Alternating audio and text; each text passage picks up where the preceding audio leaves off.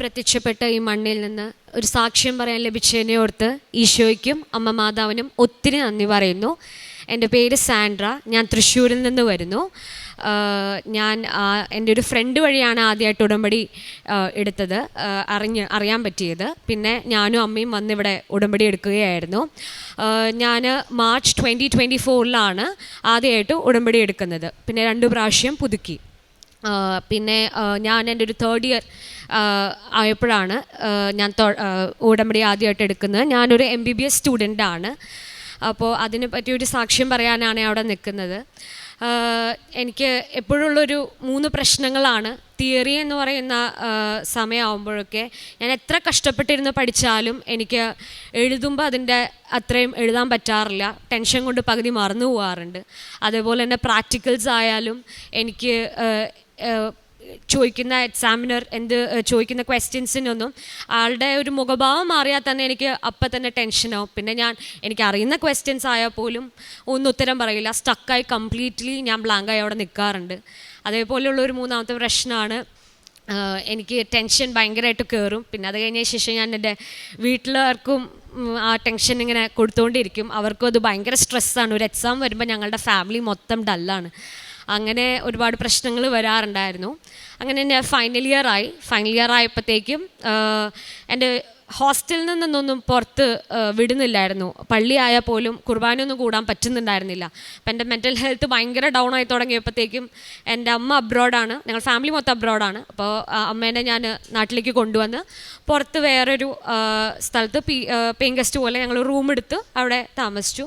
അതിൻ്റെ ഒരു ബെനിഫിറ്റ് എന്താണെന്ന് വെച്ച് കഴിഞ്ഞാൽ കൂടുതൽ ഉടമ്പടി എടുക്കാൻ, ഉടമ്പടിയെ പറ്റി അറിയുവാനും ധ്യാനം ആയാലും ഡെയിലി കുർബാന കൂടാനും ഒക്കെ അതിന് ബെനിഫിറ്റായി എന്ന് വേണമെങ്കിൽ പറയാം. കൂടുതൽ ദൈവത്തോട് അടുക്കാൻ എനിക്ക് പറ്റി ശരിക്കും പറഞ്ഞു കഴിഞ്ഞാൽ. അങ്ങനെ അത് കഴിഞ്ഞ് എൻ്റെ എക്സാം സ്റ്റാർട്ട് ചെയ്ത് തുടങ്ങി. ഞാൻ തിയറി എക്സാംസുകൾ എഴുതി തുടങ്ങി.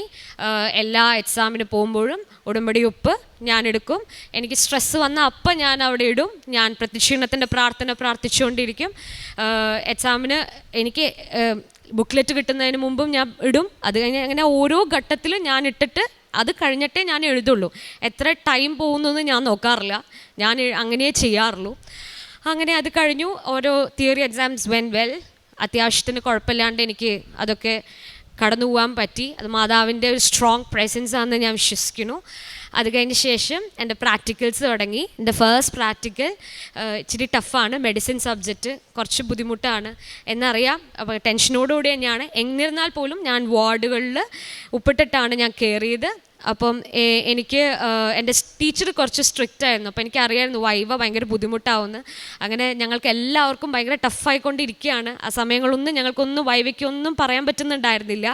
അതുമാത്രമല്ലാണ്ട് അത് പോരാണ്ട് വേറൊരു സംഭവം കൂടി ഉണ്ടായി. എനിക്ക് കിട്ടിയ കേസ് കുറച്ച് മിസ്ലീഡിങ് ആയിരുന്നു. ഞാൻ എന്ത് ചോദിച്ചാലും ആ പേഷ്യൻ്റ് നോർമലാണ്, കുഴപ്പമൊന്നുമില്ല, ഒട്ടും കോപ്പറേറ്റീവ് ആയിരുന്നില്ല. അപ്പോൾ എനിക്ക് ആകെ കൂടി ബുദ്ധിമുട്ടായ എല്ലാവരും എഴുതിക്കൊണ്ടിരിക്കാൻ, ഞാൻ മാത്രം അവിടെ നിൽക്കുകയാണ്. പെട്ടെന്ന് എൻ്റെ 2 സാറുമാർ, എന്നെ പഠിപ്പിച്ചിരുന്ന 2 സാറുമാർ അവിടെ ഉള്ള ഇൻവിജിലേറ്റേഴ്സ് വന്നു. എന്താ പ്രശ്നം എന്ന് ചോദിച്ചു. അതിലൊരാൾ ബ്ലൂ ഷർട്ടായിരുന്നു ഇട്ടിരുന്നത്. അപ്പം ഞാൻ ഇതാണ് കാരണം, എന്നോടൊന്നും പറയുന്നില്ല അങ്ങനെ പറഞ്ഞു. അപ്പോൾ ആ സാറ് വന്നിട്ട് കാര്യങ്ങൾ എനിക്ക് കറക്റ്റായിട്ട് ഇൻസ്ട്രക്റ്റ് ചെയ്ത് തന്നു. അപ്പം ഞാൻ അങ്ങനെ പറഞ്ഞു, ആകെ ഇനി 10 മിനിറ്റ് കൂടെ ഉള്ളൂ, ഞാൻ എന്ത് ചെയ്യും സാർ? നീ അത് പേടിക്കണ്ട, ബാക്കിയുള്ള കാര്യങ്ങളൊക്കെ ഞാൻ നോക്കിക്കോളാം, നീ ടൈം എടുത്ത് എഴുതിയാൽ മതി എന്ന് പറഞ്ഞു. അങ്ങനെ ഞാൻ എങ്ങനെയൊക്കെ എഴുതി ഞാൻ സബ്മിറ്റ് ചെയ്തു. But the exam was very tough. ഞങ്ങൾക്ക് എല്ലാവർക്കും ടഫായിരുന്നു. ഞാൻ ശരിക്കും വിചാരിച്ചത് തോക്കുന്നു. ഭയങ്കര ബുദ്ധിമുട്ടായിരുന്നു. അത് അങ്ങനെ ആ ഒരു എക്സാം കഴിഞ്ഞു. ആ എക്സാം കഴിഞ്ഞ് എൻ്റെ പിറ്റേ ദിവസം തന്നെ എനിക്ക് ഗൈനക്കോളജി എക്സാമാണ്. അപ്പം ജസ്റ്റ് ഒരു ദിവസം പോലും ഇല്ല, ഞാൻ 5:30 വരെ ഇതിൻ്റെ ട്രോമയിലാണ്. പുലർച്ചെ 5:30 വരെ ഞാൻ ഇങ്ങനെ ഇരിക്കുക, ഞാൻ ഉറങ്ങിയിട്ടില്ല. പുലർച്ചെ 5:30 വരെ ഞാൻ ആ ബുക്ക് നോക്കിയിരിക്കും. എനിക്ക് പറ്റുന്നില്ലായിരുന്നു പഠിക്കാൻ. 7 മണിക്ക് എനിക്ക് അവിടെ റിപ്പോർട്ട് ചെയ്യണം. അങ്ങനെ ഞാൻ അവസാനം ഒന്നും പഠിക്കാണ്ട് ഞാൻ ദൈവത്തിന് സമർപ്പിച്ചിട്ടാണ് ഞാൻ പോയത്. പക്ഷേ അതും മാതാവിൻ്റെ കരുണ കൊണ്ട് ഇറ്റ് വെൻറ്റ് വെൽ. അങ്ങനെ എൻ്റെ എക്സാംസൊക്കെ കഴിഞ്ഞു. ടെൻഷനാണ്, റിസൾട്ട് ഒന്ന് വരും നാളെ വരും എന്ന് പറഞ്ഞ് ഇങ്ങനെ പൊയ്ക്കൊണ്ടിരിക്കുകയാണ്. ഞാൻ കാരണം ഞാൻ എന്നിട്ട് അവസാനം റിസൾട്ട് വന്നതിന് 1 വീക്ക് മുമ്പ് ഞാനിവിടെ കൃപാസനത്തിൽ എൻ്റെ ഫാമിലിയായിട്ട് വന്നിട്ട് ഞാൻ അച്ഛൻ്റെ ബ്ലെസ്സിങ്സിനായിട്ട് പോയി. അവിടെ അപ്പോൾ അച്ഛൻ ഇങ്ങനെ പറഞ്ഞു, മാതാവിൻ്റെ പ്രത്യക്ഷീകരണത്തിന് സാക്ഷിയായി എന്നെ ഉയർത്തണമേ എന്ന് മാത്രം പ്രാർത്ഥിച്ചാൽ മതി, ബാക്കിയെല്ലാം മാതാവ് നോക്കിക്കോളും. അത് ഭയങ്കര ഒരു എനിക്കും എൻ്റെ ഫാമിലിക്കും ഗ്രേറ്റ് റിലീഫായിരുന്നു. അതിൽ ഞങ്ങൾ വിശ്വസിച്ച് പ്രാർത്ഥിച്ചുകൊണ്ടേയിരുന്നു. അത് കഴിഞ്ഞ ശേഷം റിസൾട്ട് വരുന്ന ആ ഒരു ദിവസം ഞങ്ങൾ പുത്തമ്പള്ളി പറയും, ഞാൻ തൃശ്ശൂരാണ്, അപ്പം മാതാവിൻ്റെ ബസിലിക്കയാണത്. അപ്പം അവിടെ പോയി ഞങ്ങൾ അവിടെ കുർബാന കണ്ട് തിരിച്ചു വന്നില്ല, ജസ്റ്റ് ഇങ്ങനെ ഇറങ്ങിയപ്പോഴത്തേക്കും എൻ്റെ റിസൾട്ട് പബ്ലിഷായി. ഞങ്ങളെല്ലാവരും നേരെ പിന്നെയും പള്ളിയിലേക്ക് കയറി. ഞങ്ങളുടെ സൈറ്റ് ജാം ആവുന്നുണ്ടായിരുന്നു, ക്രാഷ് ചെയ്യുന്നുണ്ടായിരുന്നു. അപ്പം ഞങ്ങൾക്ക് കയറാൻ പറ്റുന്നുണ്ടായിരുന്നില്ല. അപ്പോൾ ഞങ്ങളിങ്ങനെ പ്രാർത്ഥിച്ചുകൊണ്ടിരിക്കുക. അതിൻ്റെ ഇടയിൽ പെട്ടെന്ന് എവിടുന്നോ ഒരു ചേട്ടൻ വന്ന് ഞങ്ങൾക്ക് കൃപാസനത്തിൻ്റെ ഒരു പത്രം ഇങ്ങനെ തന്നു. അപ്പോൾ എനിക്ക് പിന്നെയും ഇങ്ങനെ മാതാവ് എൻ്റെ ഓരോ സമയത്തും എൻ്റെ ഇൻസിഡൻസിൻ്റെ സമയത്തും സ്ട്രോങ് പ്രസൻസ് ഉണ്ട്, നീ ധൈര്യമായിട്ട് ഇരിക്കുക, അങ്ങനെ പറഞ്ഞുകൊണ്ടിരിക്കുന്ന പോലെ എനിക്ക് തോന്നി. അങ്ങനെ റിസൾട്ട് വന്നു. എനിക്ക് ഫസ്റ്റ് ക്ലാസ് ഉണ്ട്. ഞാൻ ഫസ്റ്റ് ക്ലാസ്സോടുകൂടി എൻ്റെ ഫൈനൽ ഇയർ MBBS പാസ്സായി. മാതാവിന് ഒരുപാട് നന്ദി പറയുന്നു. പിന്നെ മാത്രമല്ല, എൻ്റെ ഒരു ആ ഒരു ടഫായിട്ടുള്ള ആ പ്രാക്ടിക്കലിൻ്റെ അന്ന് അതിന് മുമ്പ് എൻ്റെ മോഡൽസിൻ്റെ സമയത്ത് എനിക്കൊരു പേഷ്യൻ്റ് എനിക്ക് കിട്ടിയത്, എനിക്കൊന്നും ചെയ്യാൻ പറ്റുന്നുണ്ടായിരുന്നില്ല, എനിക്ക് എഴുതാൻ പറ്റുന്നില്ല. അപ്പം ഞാനിങ്ങനെ വെറുതെ എന്തോ സംസാരിച്ചു തുടങ്ങി ആ പേഷ്യൻറ്റിനോട് എക്സാമിൻ്റെ ഇടയ്ക്ക് തന്നെ. അപ്പോൾ ആ പേഷ്യൻ്റ് ഇങ്ങനെ പറഞ്ഞു, എനിക്കിതില്ല, കാശില്ല എന്ന് പറഞ്ഞപ്പോഴത്തേക്ക് ഞാൻ പറഞ്ഞു, അമ്മ വിഷമിക്കണ്ട എന്ന് പറഞ്ഞ് ഞാൻ കുറച്ച് കാശ് ഗൂഗിൾ പേ വഴി അയച്ചു. അത് കഴിഞ്ഞ് ഞാൻ പോയി, അത് കഴിഞ്ഞു. ആ സെയിം കേസ് തന്നെയായിരുന്നു എനിക്ക് ആ ടഫുള്ള എക്സാമിൽ വൺ ഓഫ് ദ കേസായിട്ട് വന്നത്. അപ്പോൾ അത് ഭയങ്കര ഒരു അത്ഭുതമായിട്ട് തോന്നി. എനിക്ക് ആ കേസ് നന്നായി പ്രസൻറ്റ് ചെയ്യാൻ പറ്റി. അപ്പോൾ എനിക്ക് തോന്നിയാണ് മാതാവ് ഞാനൊരു സൈഡ് ഞാൻ വീക്കാവുമ്പോൾ അതിന് എന്താ പറയുക, കൗണ്ടറാക്റ്റായിട്ട് മാതാവ് ഇങ്ങനെ വേറെ അനുഗ്രഹങ്ങൾ എനിക്കിങ്ങനെ നൽകിക്കൊണ്ടിരിക്കണ പോലെ എനിക്ക് തോന്നി. പിന്നെ തേർഡ് ഇയർ ആയാലും ഞാനിതേപോലെ തന്നെ ഉടമ്പടി എടുത്ത് അങ്ങനെയാണ് പാസ്സായത് എന്ന്. പിന്നെ വേറെ ഒരു കാര്യം പറയുകയാണെങ്കിൽ, അനീത്തി അവളവിടെ അബ്രോഡാണ്, അവൾ എൻജിനീയറിങ്ങിന് പഠിക്കുകയാണ്. അവൾക്കും ഇതേപോലെ തന്നെ ഡ്രൈവിംഗ് ലൈസൻസ്, അവിടുത്തെ ഇൻ്റർനാഷണൽ ലൈസൻസ് സെക്കൻഡ് അറ്റംപ്റ്റിന് തന്നെ പാസ്സാവാൻ സാധിച്ചു. അവിടെ ഉടമ്പടി ഉപ്പും തൈലവും പൂശിയാണ് അവൾ ഓരോ പ്രാവശ്യവും ടെസ്റ്റിന് പൊയ്ക്കൊണ്ടിരുന്നത്. സെക്കൻഡിൽ തന്നെ അറ്റംപ്റ്റിൽ തന്നെ അവൾക്കത് കയറാൻ സാധിച്ചു. പിന്നെ എൻ്റെ പപ്പയ്ക്കാണെങ്കിൽ പോലും വർക്കിൽ ഡിഫിക്കൽട്ടീസ് വരുമ്പോൾ ഇതേപോലെ തന്നെ ഉപ്പ് പ്രയോഗിക്കുകയും അങ്ങനെ എന്തെങ്കിലും പ്രശ്നങ്ങൾ കമ്പനിയിൽ വർക്കുകൾ എന്തെങ്കിലും പ്രശ്നം വരുമ്പോൾ അപ്പം തന്നെ അത് തന്നെ സോൾവ് ചെയ്ത് പോവാറുണ്ടായിരുന്നു. അങ്ങനത്തെ കാര്യങ്ങളൊക്കെ ചെറുതും വലുതുമായിട്ടുള്ള ഒരുപാട് സഹായങ്ങൾ മാതാവ് എനിക്കും എൻ്റെ കുടുംബത്തിനും നൽകിയിട്ടുണ്ട്. പ്രേക്ഷിത പ്രവർത്തനമാണെങ്കിൽ ഏത് എക്സാം കഴിഞ്ഞാലും ഞാൻ ടയേർഡായാലും ഇല്ലെങ്കിലും അൽഗോ ഞാൻ പോവും. എക്സാം കഴിഞ്ഞ ഉടനെ തന്നെ ഞാൻ ഹോസ്പിറ്റലിൽ പോവും. ഹോസ്പിറ്റലിൽ പോയിട്ട് ഞാൻ പത്രം വിതരണം ചെയ്യും. അത് കഴിഞ്ഞ ശേഷം തിരിച്ചു വരും. അങ്ങനെയായിരുന്നു എല്ലായ്പ്പോഴും നടന്നുകൊണ്ടിരുന്നത്. ഞാൻ 4 ഇയേഴ്സായിട്ട് 3 ഇയേഴ്സായിട്ട് ഞാൻ ഏറ്റവും കൂടുതൽ പഠിക്കണേൽ ഇമ്പോർട്ടൻസ് കൊടുത്തത്. പക്ഷേ എൻ്റെ ഫൈനൽ ഇയറിന് ഞാൻ എൻ്റെ പ്രാർത്ഥനയ്ക്കും ഇതേപോലെ പ്രവർത്തനങ്ങൾക്കാണ് ഇമ്പോർട്ടൻസ് കൊടുത്തത്. അത് കഴിഞ്ഞിട്ടേ ഞാൻ ബാക്കി എന്തും ചെയ്തുള്ളൂ. പിന്നെ അതേപോലെ തന്നെ എന്തെങ്കിലും ആവശ്യങ്ങൾ എൻ്റെ പേഷ്യൻസിനെ എൻകൗണ്ടർ ചെയ്യുമ്പോൾ, കേസ് എടുക്കാനൊക്കെ പോകുമ്പോൾ എന്തെങ്കിലും പ്രോബ്ലം പറയുകയാണെങ്കിൽ എന്നാലാവുന്ന വിധം എന്നിലില്ല, എൻ്റെ പാരൻസിൻ്റെ നിന്ന് ഞാൻ കാശ് മേടിച്ച് ഞാൻ കൊടുക്കാറുണ്ട്. അതേപോലെ തന്നെ കാരുണ്യ പ്രവൃത്തികളായാലും എല്ലാം ചെയ്യാറുണ്ട്. കുഴപ്പമില്ലാണ്ട് എല്ലാം എന്നാലാവുന്ന രീതിയിൽ നോക്കാൻ ശ്രമിക്കാറുണ്ട്. പിന്നെ കുർബാന എല്ലാ ദിവസവും എനിക്ക് ഞാൻ പറഞ്ഞില്ലേ, അപ്പോൾ അമ്മയായിട്ട് പുറത്ത് നിൽക്കുന്നതുകൊണ്ട് തന്നെ എനിക്ക് എല്ലാ ദിവസവും കൂടാൻ പറ്റി. എല്ലാ ദിവസവും ഞാൻ മുടങ്ങാതെ പോവാറുണ്ട്. അതേപോലെ തന്നെ ഡെയിലി ബ്ലെസ്സിങ് രാവിലെ കേൾക്കാറുണ്ട്. ഒരു ടൈം ടേബിൾ പോലെ എല്ലാ ദിവസവും എനിക്ക് ഫോളോ ചെയ്യാൻ പറ്റാറുണ്ട്. ധ്യാനമായാലും അരമണിക്കൂർ ബൈബിളായാലും സാക്ഷ്യങ്ങളായാലും കേൾക്കാറുണ്ട്, ഷെയർ ചെയ്യാറുണ്ട്, ഫ്രണ്ട്സിനൊക്കെ ഷെയർ ചെയ്യാറുണ്ട്. എനിക്ക് എന്തെങ്കിലും പെർട്ടിക്കുലറായിട്ട് ഒരു ഫ്രണ്ടിനെ അയക്കണം എന്ന് തോന്നുന്ന അതൊക്കെ ഞാൻ ഓരോരുത്തർക്ക് അയച്ചു കൊടുക്കാറുമുണ്ട്. എല്ലാ അനുഗ്രഹങ്ങൾക്കും ഈശോയ്ക്കും മാതാവിനും ഒത്തിരി നന്ദി പറയുന്നു. ഹോസേയ പ്രവാചകൻ്റെ പുസ്തകം 2-ാം അധ്യായം 19-ാം തിരുവചനം. എന്നേക്കുമായി ഞാൻ നിന്നെ പരിഗ്രഹിക്കും, നീതിയിലും സത്യത്തിലും സ്നേഹത്തിലും കാരുണ്യത്തിലും നിന്നെ ഞാൻ സ്വീകരിക്കും. വിശ്വസ്തതയിൽ നിന്നെ ഞാൻ സ്വന്തമാക്കും. കർത്താവിനെ നീ അറിയും.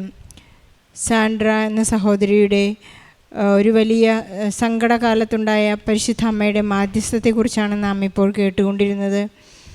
ഈ മകൾ ഒരു MBBS സ്റ്റുഡൻ്റ് ആയിരുന്നു. ഇപ്പോൾ ഡോക്ടർ എന്ന ഒരു വലിയ പദവിയിലേക്ക് ദൈവം ഈ മകളെ ഉയർത്തിയിരിക്കുകയാണ്.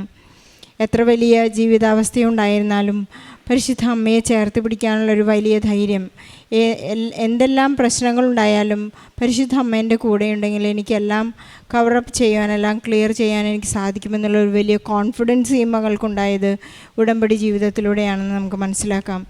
ഓൺലൈൻ ഉടമ്പടി എടുത്തപ്പോഴുണ്ടായിരുന്ന ആ ഒരു അപൂർണത ഈ മകൾക്ക് പൂർണ്ണമായി കൈവരിക്കാൻ സാധിച്ചത് തീർത്ഥാടന ഉടമ്പടി ചെയ്തപ്പോഴാണെന്ന് മകൾ ഏറ്റു പറയുന്നു. പല മക്കളും ഇവിടെ വന്ന് ഞാൻ ഓൺലൈൻ ഉടമ്പടി എടുത്തിട്ടുണ്ട്, അല്ലെങ്കിൽ ഞാൻ ഓൺലൈൻ ഉടമ്പടിയിലാണെന്ന് പറഞ്ഞതൊരു ചില ആക്ടിവിറ്റികളിൽ നിന്നെല്ലാം അവൻ സ്കിപ്പ് ചെയ്യുന്നത് പോലെ, അല്ലെങ്കിൽ ഒരു എസ്കേപ്പ് ചെയ്യുന്നത് പോലെയുള്ള ഒരു ആറ്റിറ്റ്യൂഡ് ചിലരെങ്കിലും കാണിക്കാറുണ്ട്. ഈ മകൾ വളരെ ഇപ്പോൾ തന്നെ നമ്മോട് പറയുകയായിരുന്നു, ഞാൻ എത്ര ടയേർഡായിരുന്നാലും ഉടനെ കൃപാസനം പത്രമെടുത്ത് ഞാൻ രോഗികളുടെ അടുത്ത് പോയി ആ മക്കൾക്ക് പത്രം കൊടുത്ത് അവരോട് സംസാരിച്ച് അവരെ ആശ്വാസവചനങ്ങൾ പറഞ്ഞ്, അവരാരെങ്കിലും സങ്കടത്തിലാണെങ്കിൽ, ഫിനാൻഷ്യലി ബുദ്ധിമുട്ടുന്നവരാണെങ്കിൽ എന്നാലാവുന്നത് സഹായിച്ച് ഞാൻ എപ്പോഴും പരിശുദ്ധ അമ്മയെയും ഈശോയെയും കൈമാറാനായിട്ട് ശ്രമിക്കുമായിരുന്നു എന്നുള്ളൊരു വലിയ സാക്ഷ്യമാണ്. നമുക്കെപ്പോഴും അറിയാം, ഇവിടെ ജോസ് ബച്ചൻ പറയുന്നത് പോലെ നമ്മുടെ ഉടമ്പടി പെട്രോൾ കത്തുന്നത് പോലെ കത്താൻ ഒരൊറ്റ മാർഗ്ഗമേ ഉള്ളൂ, ഈശോയെ കൈമാറുക. അതിന് നമുക്ക് നൽകിയിട്ടുള്ള ഒരു വലിയ ഇൻസ്ട്രുമെൻ്റാണ് കൃപാസനം പത്രം എന്നുള്ളത്. കൃപാസനം പത്രം, എനിക്കൊരു ബുദ്ധിമുട്ട് വന്നപ്പോൾ ഞാൻ ഉടനെ പത്രത്തിലേക്ക് എൻ്റെ കണ്ണ് നട്ടു. പത്രം കൊടുക്കാനായി ഞാൻ പുറത്തേക്ക് ഇറങ്ങി. എനിക്ക് പെട്ടെന്ന് ഓഫർ ലെറ്റർ വന്നു, അല്ലെങ്കിൽ എനിക്ക് പെട്ടെന്ന് എൻ്റെ ഡോക്യുമെൻറ്റ്സ് നഷ്ടപ്പെട്ടത് തിരിച്ചു കിട്ടി. അങ്ങനെ ഒരുപാട് സാക്ഷ്യങ്ങളാണ് നാം ഇവിടെ കേട്ടുകൊണ്ടിരിക്കുന്നത്.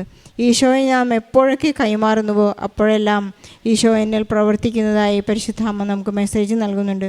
ഈ മകളുടെ പരീക്ഷണ കാലഘട്ടത്തിലുള്ള എല്ലാ അസ്വസ്ഥതകളെയും കുറിച്ച് ഈ മകൾ പറയുകയായിരുന്നു.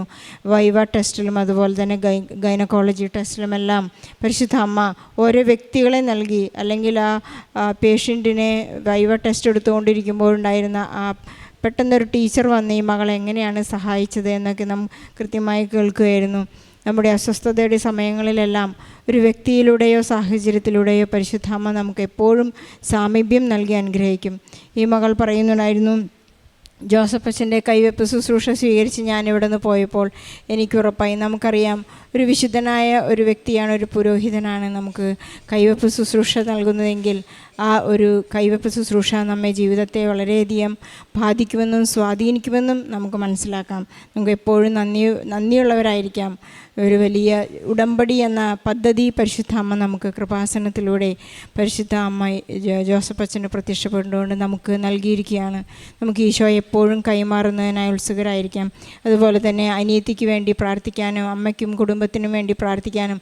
ഈ കുടുംബം മുഴുവൻ ഇന്ന് ഉടമ്പടിയിലാണ്. അതാണ് ഈ കുടുംബത്തിൻ്റെ അൾത്താരയിൽ കയറി നിൽക്കുന്ന കുടുംബത്തിൻ്റെ ഏറ്റവും വലിയ സവിശേഷത. നമ്മുടെ എല്ലാ കുടുംബങ്ങളെയും കുടുംബ പ്രശ്നങ്ങളെയും നമുക്ക് ഈ സാക്ഷി ചേർത്ത് വെച്ചുകൊണ്ട് ഈശോയ്ക്കും പരിശുദ്ധ അമ്മയ്ക്കും നല്ലൊരു കൈയടി നൽകി സാക്ഷ്യം നമുക്ക് സമർപ്പിക്കാം. അത്യപൂർവ ദൈവാനുഭവങ്ങൾ ഇനി നിങ്ങൾക്കും സ്വന്തം.